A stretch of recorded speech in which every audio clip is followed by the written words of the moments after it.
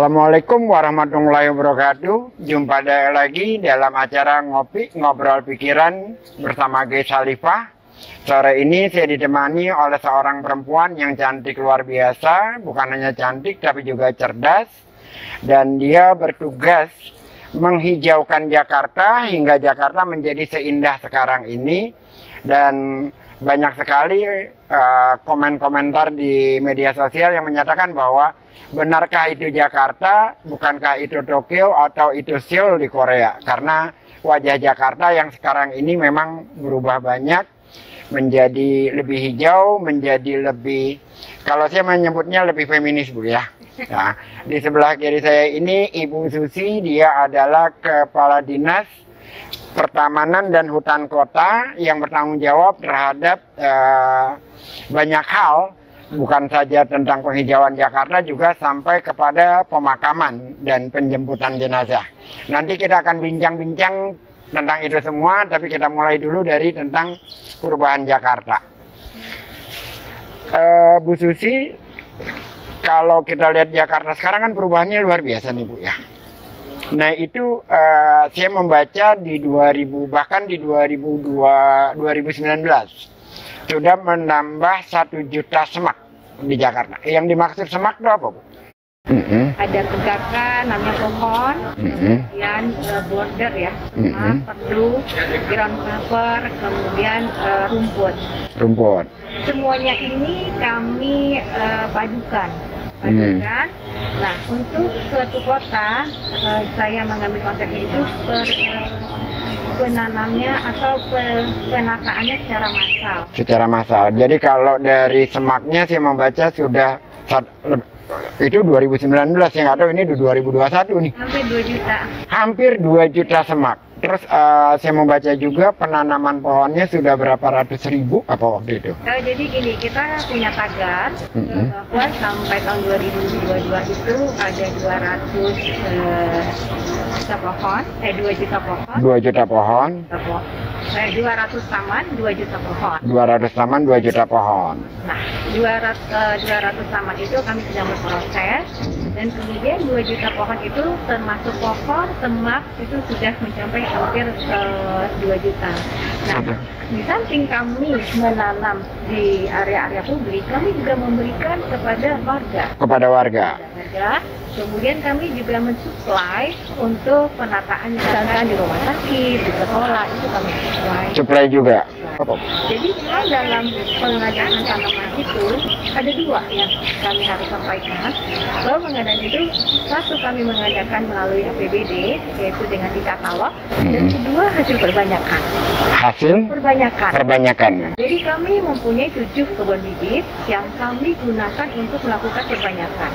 Jadi kami sudah melisting mana saja tanaman-tanaman yang mudah diperbanyak, contohnya bakung, terus pacing pentul, gitu, model-model seperti itu yang berbatang basah ya, misalnya bakung. Gitu.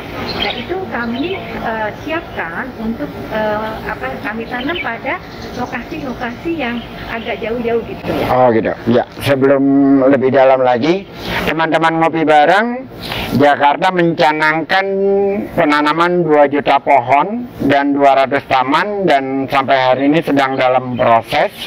Dan ternyata Jakarta juga punya 7 kebun bibit Bu ya, yang itu disalurkan bukan hanya untuk di jalan-jalan di perkotaan, tetapi juga diberikan kepada masyarakat dan kepada sekolah-sekolah maupun rumah sakit. Jadi kalau melihat Jakarta sekarang semakin hijau, inilah orangnya. Dan kita sekarang berada di Mio Resto di Ancol yang juga memang relatif hijau, dan kita juga sedang giat-giatnya menghijaukan di wilayah Ancol ini Bu. Kembali kepada taman Bu ya, sudah berapa banyak taman di Jakarta yang direvitalisasi atau dibuat baru Bu? Jadi dimulai dari tahun 2018. Jadi ada 9 lokasi PND. Kemudian di 2019 di 48, kemudian di 2019 48, di 2018 9. Oke. Kemudian di 2020 kita posting ya, posting karena pandemi. Kemudian tahun ini ada 12. Tahun ini ada 12. Kemudian kenapa kita sebut Taman Maju Bersama? Jadi kita punya konsep bersama-sama antara warga di sekitar lokasi yang akan kita bangun. Kemudian bersama-sama kita lakukan diskusi untuk penataannya. Jadi sebelum taman dibangun, bicara dulu dengan warga, ya, tidak langsung dibangun. Jadi TMB itu benar-benar dari tanah nol ya, tanah yang kita ajarkan melalui pembebasan lahan, kemudian kita programkan, kita konsepkan, kita undang warga, kemudian kita diskusikan di kelurahan, kita undang diskusi bagaimana sih yang dimaui oleh warga seperti apa, sehingga sasarannya adalah untuk bagaimana nantinya taman itu dapat bermanfaat secara optimal. Saya dengar sampai perkawinan warga pun di taman-taman Maju Bersama itu, Bu ya? Iya, ada yang menjadi untuk berfoto pre-wedding, kemudian ada juga yang istilahnya untuk wedding. Untuk wedding, Bu ya. Tapi kan memang itulah fungsi taman. Dan juga penyaluran penjualan bahan-bahan sembako untuk pemegang KJP Plus itu juga di taman-taman itu juga dimanfaatkan. Ya, jadi ke depan memang konsep kita itu bagaimana taman itu berfungsi maksimal ya. Jadi kami merubah konsep itu karena taman itu bukan hanya sebuah nyakan kota, tapi punya fungsi-fungsi lain. Ke depan juga taman itu juga bukan hanya sebagai tempat interaksi, tetapi kepada lingkungan. Taman itu juga ke depan menjadi penyimpan air. Jadi pengembangan ke depan itu bukan green lagi, tetapi green and blue. Green and blue. Teman-teman ngopi bareng ini menarik. Jadi kalau selama ini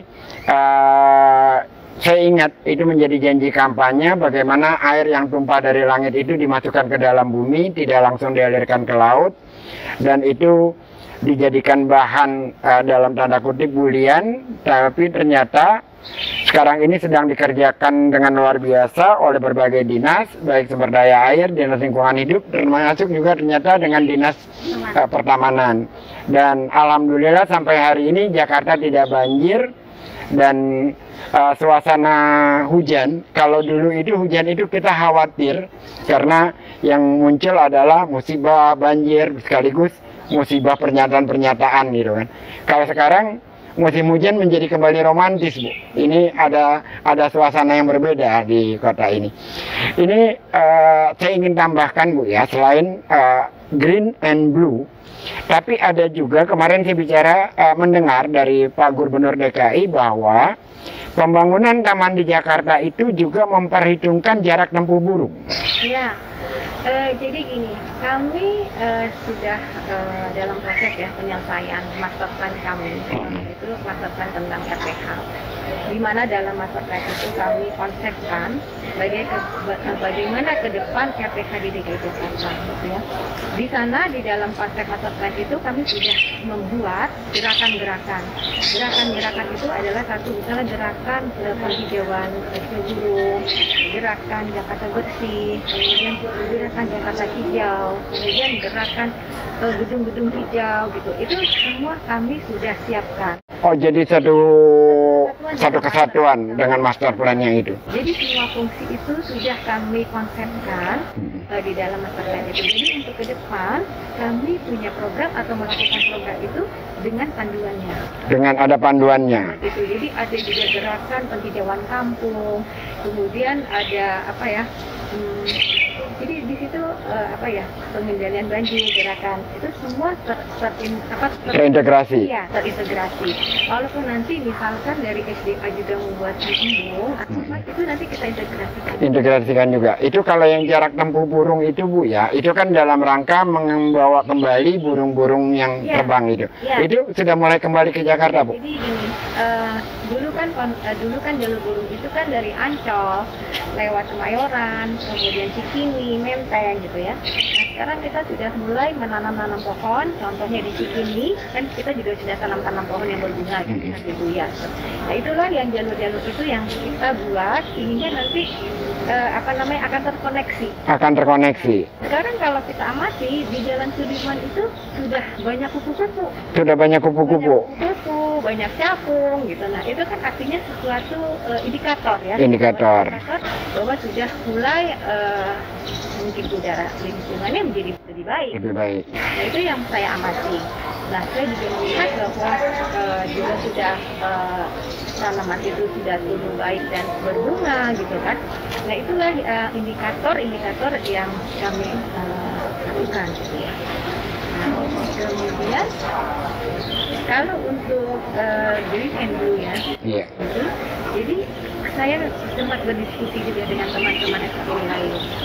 Sebenarnya apa sih yang kita mau lakukan? Apakah kita bikin saluran apa atau berapa volume air yang masuk ke dalam air?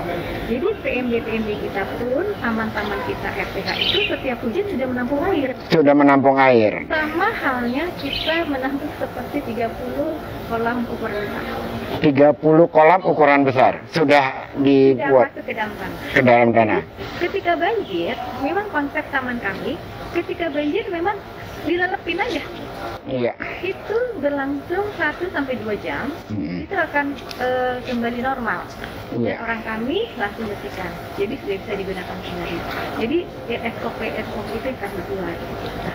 Kemudian sekarang pun kami sedang akan membangun ya, namanya Taman Eco Garden. Taman Eco Garden. Ini merupakan baru satu-satunya taman di Jakarta yang menggunakan sistem naturalisasi. Di mana itu tempatnya, Bu? Di Taman Tebet. Di Taman Tebet. Oh, yang lagi ditutup itu ya? Iya. Yang disebut Taman Honda bukan, Bu? Apa lain lagi? Iya, dulu Taman Honda. Dulu Taman Honda. Taman Honda ketika Honda berparti. Ya. Kemudian kita sekarang kita ganti menjadi Taman Eco Garden. Taman Eco Garden. Di sana nanti ada sistem naturalisasi yang mana kita akan buka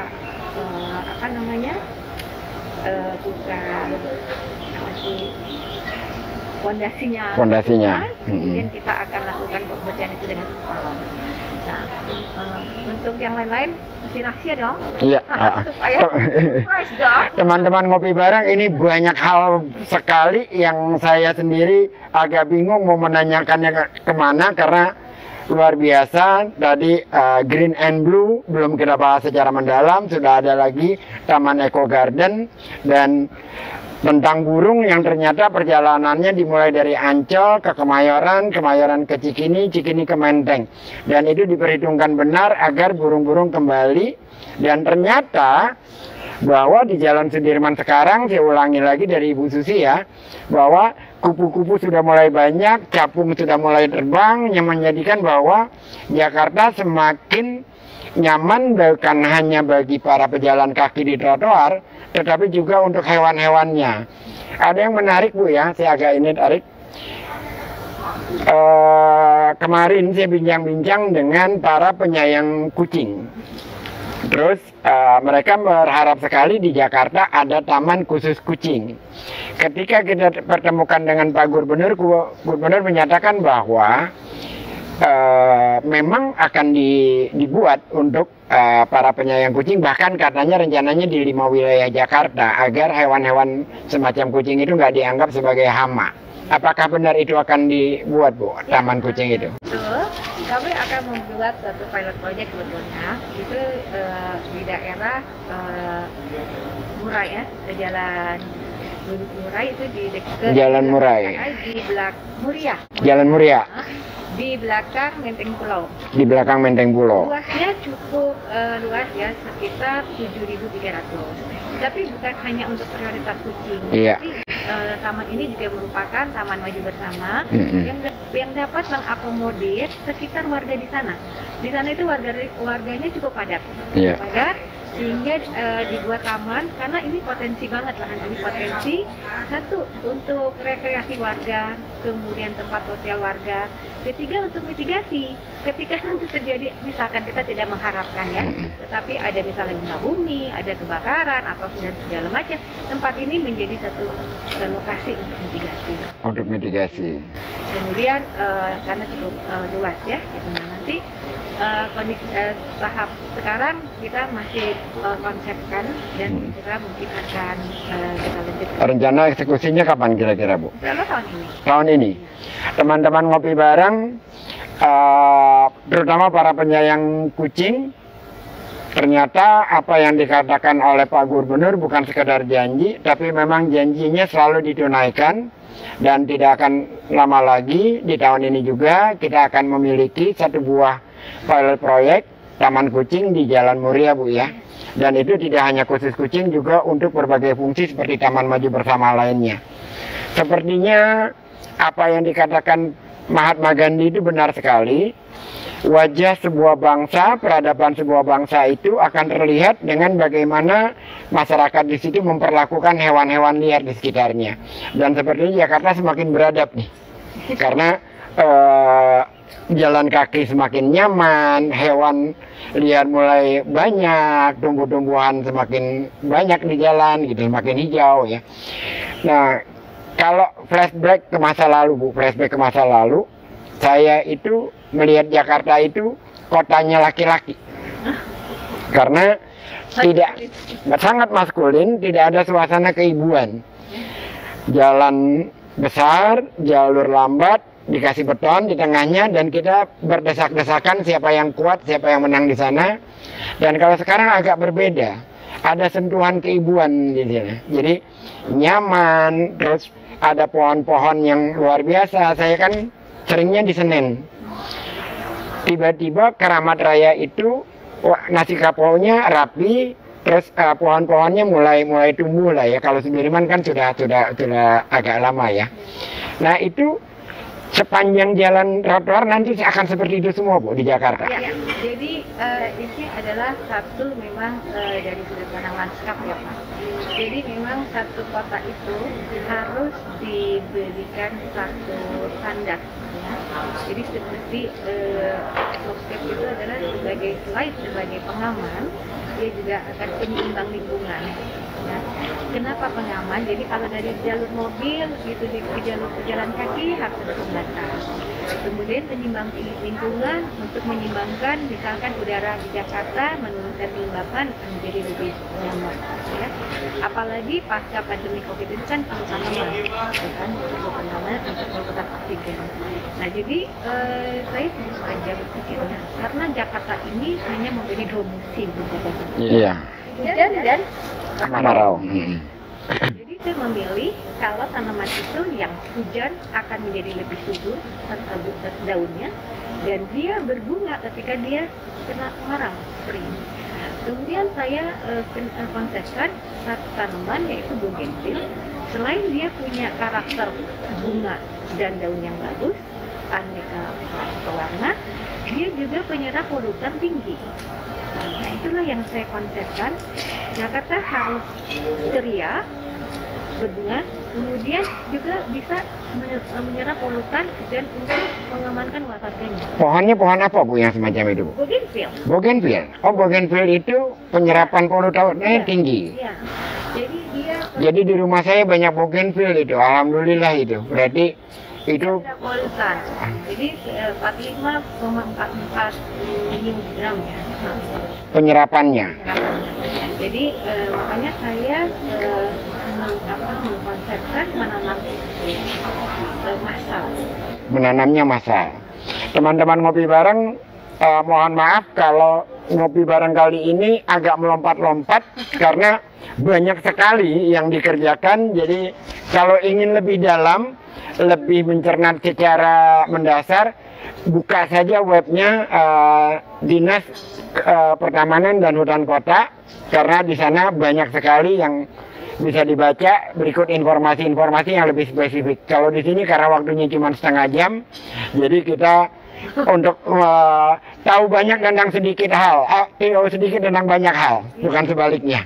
Harap dimaklumi karena luar biasa sekali perbincangan sore ini yang menurut saya memang harus diketahui oleh warga Jakarta karena ini banyak hal yang mengagetkan, Bu, termasuk saya yang tinggal di Senen itu melihat simpang 5 Senen,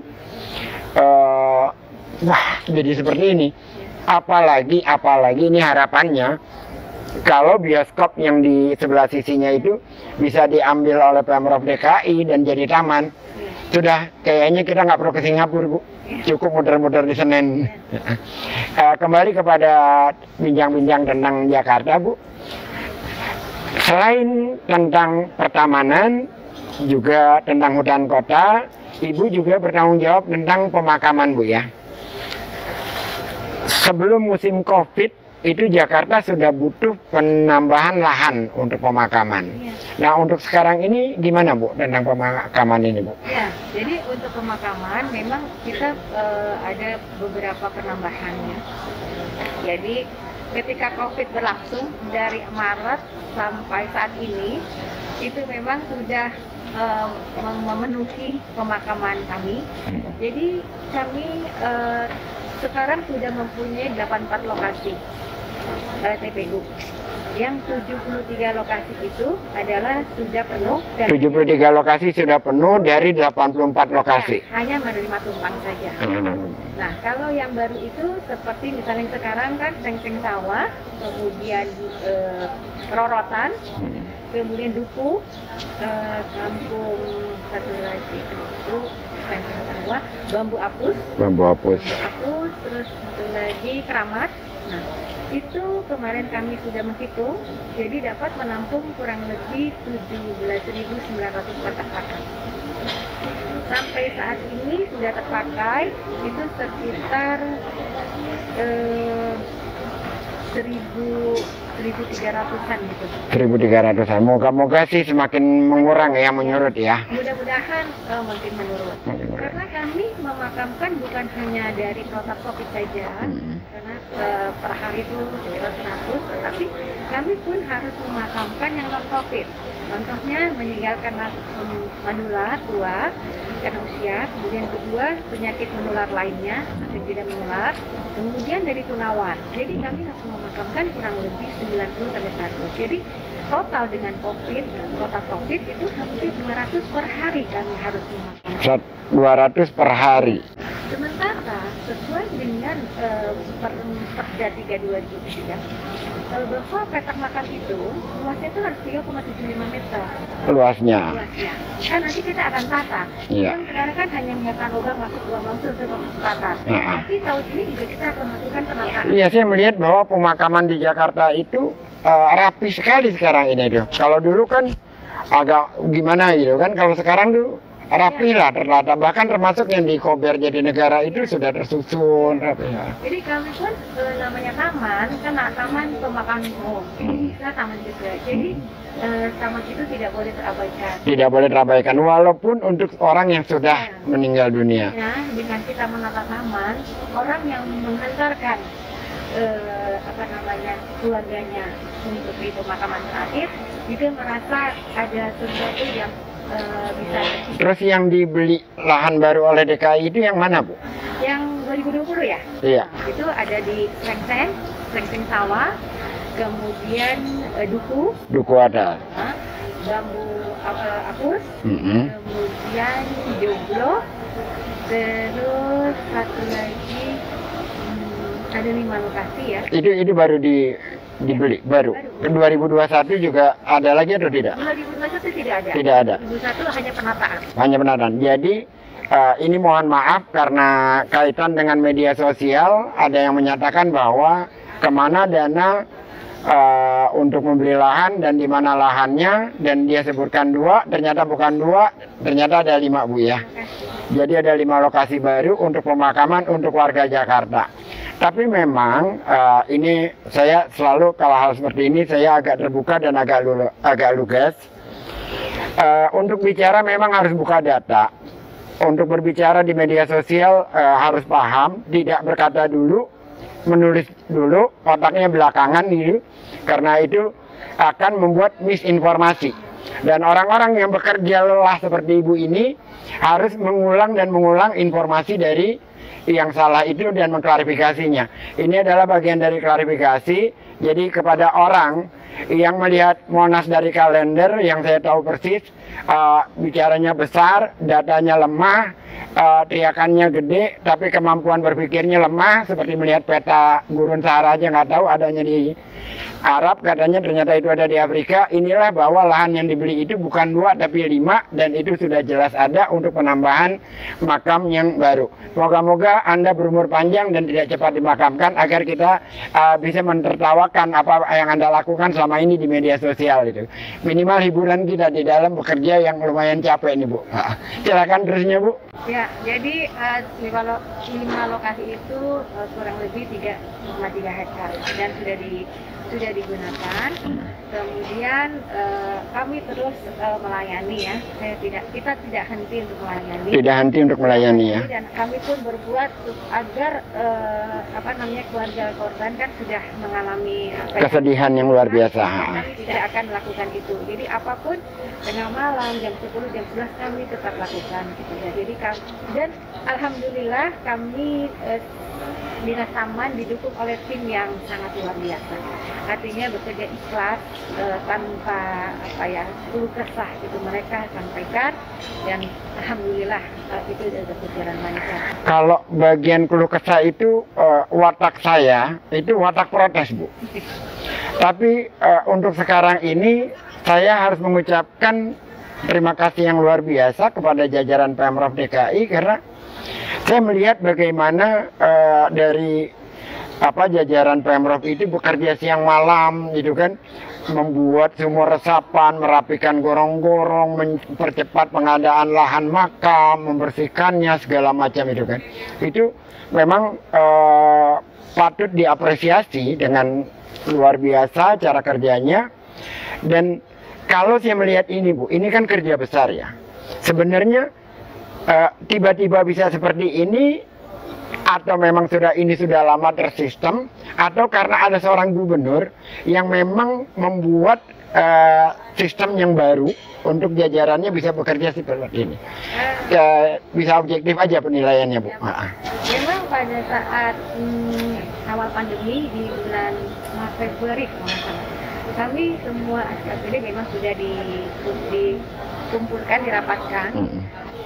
Apa saja yang harus kami siapkan, tidak menutup kemungkinan kepada pemakaman. Jadi memang melihat pada saat itu adalah berita-berita di luar. Jadi pada saat itu Pak Gubernur selalu lihat berita di luar, maksudnya bukan di Indonesia, tapi lihat di luar negeri atau apa, bagaimana perkembangan COVID saat itu. Nah, alasan berdasarkan hal itu kami segera mengumpulkan tim bagaimana, dan akhirnya pada awal kami memutuskan Tegal Alur dan Pondok Rangon pada saat itu yang masih luas tanahnya yang dapat dimungkinkan untuk digali 1 hari 40 meter. 1 hari 40. Jadi Tegal Alur 40 atau di Pondok Rangon 40. Itu sebenarnya bukan khusus COVID, tapi untuk lebih memudahkan kita bekerja. Kenapa? Karena pada saat itu orang yang kena dengan terpapar COVID kan harus dimakamkan dalam waktu 4 jam. Dan pada saat itu kan banyak yang harus dibawa pulang rumah gitu kan, ketakutan kan. Nah, sehingga protap dari Dinas Kesehatan menyatakan bahwa dari rumah sakit harus masuk ke pemakaman. Jadi kami memang sudah mengatur seperti itu, dan kami sudah membuat SOP-nya untuk di lapangan. Jadi ketika kami menjemput dari jenazah rumah sakit langsung pemakaman dan pemakaman. Kemudian memang kemarin sempat ya terlihat ada di video ambulans itu mengantri atau itu ternyata sebenarnya bukan mengantri jenazah, sebetulnya mengantri untuk keluar gitu kan. Mengantri untuk keluar dari makam. Dari makam. Nah, ini sekarang kami sudah membuat SOP lagi bahwa menurunkan jenazah harus ada menitnya, harus diatur. Jadi setiap yang sudah menurunkan jenazah harus segera keluar supaya tidak ada penumpukan. Kembali ke pertanyaan awal tadi Bu, sinergi yang seperti ini Bu antar dinas ini kan luar biasa nih, menghadapi COVID, menghadapi banjir, membangun taman, membangun waduk, apa segala macam dengan eksekusinya cepat. Apakah ini memang kemampuan seorang gubernur yang mampu memanage sedemikian rupa, atau memang ini sudah berlangsung lama polanya seperti ini, atau ini emang kebaruan dari Pemprov DKI? Gimana ya? Saya objektif saja. Iya, objektif saja. Merasa kami ini dibentuk menjadi suatu tim solid dan selalu mendapatkan arahan, kemudian diberi apresiasi gitu ya. Oleh pimpinan. Oleh pimpinan. Jadi ya jadi kami saling mendukung gitu. Oh. Kan ini memang peran ya, satu peran artinya membuat kami menjadi tanggung jawab gitu ya, tanggung jawab. Kemudian kami juga ke bawahnya membentuk itu apa namanya tim yang solid itu kan sebenarnya urusan ya. Dan tidak ada rasa takut ya Bu ya? Iya, nunutan gitu ya. Jadi itulah yang kita bangun gitu. Jadi apa yang disampaikan Pak Gubernur, pesan apa yang disampaikan Pak Gubernur ini sampaikan kepada staf-staf yang paling bawah, dan itulah yang dan mungkin juga dari media kan, kami kan juga punya media sosial ya seperti Twitter, Instagram gitu kan, yang dimasukkan juga oleh saya aktif juga. Iya. Dan ketika itu memang aktif juga dari respon dari pimpinan sehingga juga membuat kami menjadi lebih semangat. Lebih semangat ya. Jadi ada wajah baru, ada suasana baru di dalam bekerja Bu ya, di dalam menyampaikan pesan-pesan maupun bekerja sama di antar dinas. Kalau di antara dinas sudah sedemikian rupa, Pak Gubernur juga kan menginginkan ada peran kolaborasi dengan masyarakat.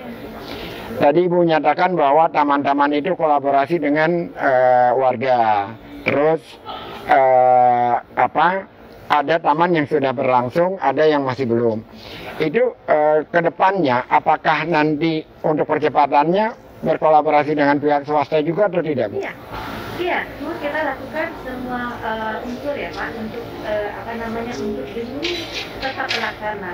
Kan kami juga tidak bisa juga mengandalkan dari APBD gitu kan, tapi kami terus berusaha untuk melibatkan atau berkolaborasi dengan pihak swasta. Teman-teman ngopi bareng, acaranya memang cuma 30 menit karena di YouTube tidak bisa lebih, dan sebenarnya masih banyak yang ingin kita tanyakan, tetapi nanti akan ada sesi keduanya insya Allah Bu. Moga-moga Ibu ada waktu dan tetap sehat, tetap cantik seperti sekarang. Dan kalau saya melihat di TV maupun di media, saya melihatnya ini perempuan kurus tapi tenaganya luar biasa mengeksekusi program ini. Kayaknya nggak ada henti-hentinya. Kita akan berjumpa lagi di acara lain, sama juga dengan berbagai topik yang berbeda tentunya, tapi tetap tema besarnya adalah ngopi bareng, ngobrol pikiran. Dan kali ini akan ada merchandise dari dunia fantasi akan diberikan oleh saudara Mardo Hamis Siregar. Silakan Bu.